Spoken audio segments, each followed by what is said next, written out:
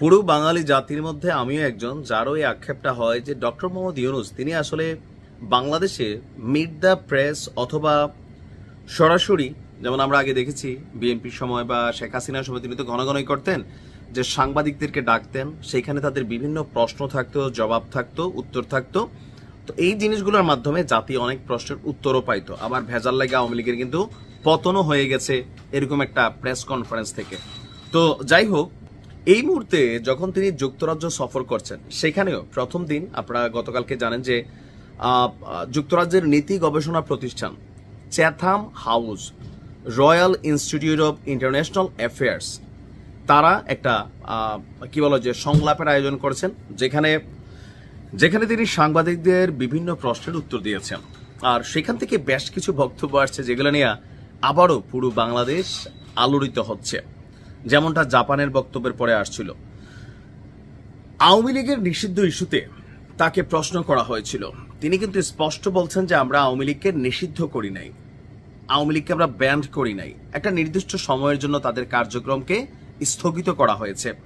তবে দলটি সম্পর্কে তিনি আফসোস করেছেন। আফসোস করে তিনি যে বক্তব্যগুলো দিয়েছেন সেখানে প্রশ্ন তোলা হয়েছিল আপনার নানান ধরনের। তো তিনি আপনারা বলছেন যে আফসোস করে যে আওয়ামী লীগকে আসলে রাজনৈতিক দল বলা যায় কিনা। 10 মাস হয়ে গেলেও জুলাই আগস্টের যে ঘটনা, সেই ঘটনাগুলোর জন্য দলটির কেউই দুঃখ প্রকাশ করেনি।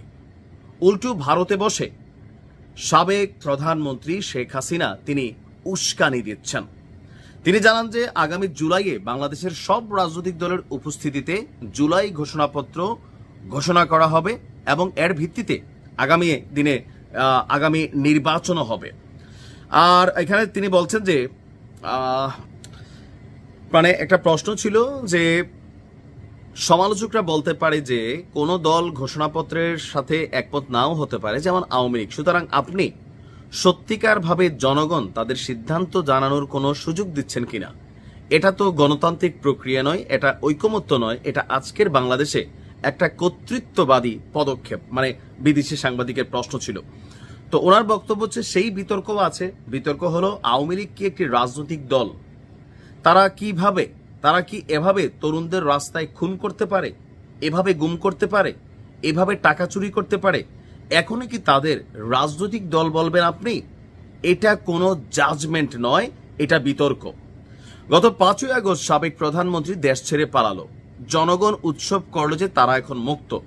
প্রধানমন্ত্রীর বিদায়ের পর ভেবেছিলাম যে ওই পর্ব শেষ, কিন্তু যারা পালিয়ে গেছে তারা সেটি অব্যাহত রেখেছে। অন্য দেশ থেকে জনগণকে উস্কানি দেওয়া, রাস্তায় নামা, 10 মাস হয়ে গেল। আশ্চর্যজনক ঘটনা হচ্ছে দলটির কেউ এখনো দুঃখ প্রকাশ করেনি, বলেনি যে আমি এর জন্য দায়ী নই, কারো আদেশে কেউ মারা গেছে, আমি খারাপ বোধ করছি যে আমি এর অংশ ছিলাম, কেউ বলেনি। আওয়ামী লীগের মিছিল, গণঅভ্যুত্থানের নেতা সহ অন্যান্যদের হুমকি ধামকি দেওয়ার কারণে আমরা নিরাপদ বোধ করছি না। আওয়ামী লীগ অভ্যুত্থানের নেতাদেরকে হুমকি দিচ্ছে, তাই জাতি সিদ্ধান্ত নিয়েছে যে দেশ ও রাজনীতির নিরাপত্তার জন্য একটি সময়ের জন্য আওয়ামী লীগের কার্যক্রম স্থগিত থাকবে, বিচার শেষ না হওয়া পর্যন্ত তাদের নিষিদ্ধ করা হয়নি। এবং এখানে অনেক বক্তব্য আছে, আমরা দেখছি তিনি বিশাল লম্বা চূড়া বক্তব্য দিয়েছেন যে মানে ওনার বক্তব্য যে আওয়ামী লীগের মধ্যে এখনো নমনীয়তা আসে নাই এবং আওয়ামী লীগ এখনো ঝুঁকে নাই, বরঞ্চ আওয়ামী লীগ প্রতিরোধের কথা বলছে, প্রতিবাদের কথা বলছে, বা ডক্টর মোহাম্মদ ইউনূসের সরকারকে উৎখাত করার জন্য নানান কর্মকাণ্ড চালিয়ে যাচ্ছে প্রকাশ্যে গোপনে। যদিও তাদের বিরুদ্ধে সরকার কর্তৃক হাজার হাজার কি বলা যে সংস্থা, মিশন কাজ করে যাচ্ছে, গ্রেপ্তার হচ্ছে, অনেক কিছু হচ্ছে। তো ডক্টর মোহাম্মদ ইউনূসের আফসোস এটা যে এখন পর্যন্ত শেখের বিটি ঝুঁকলো না, বা তিনি এই ঘটনার জন্য দুঃখ প্রকাশ করলেন না।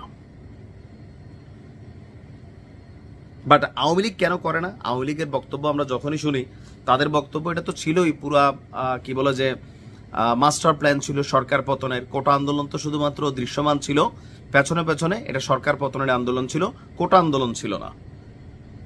বরঞ্চ আওয়ামী লীগ উল্টা প্রতিশোধের কথা বলে। ডক্টর মোহাম্মদ ইউনূসের বক্তব্য, আওয়ামী লীগের বক্তব্য এরকমই। ভালো থাকুন, আসসালামু আলাইকুম।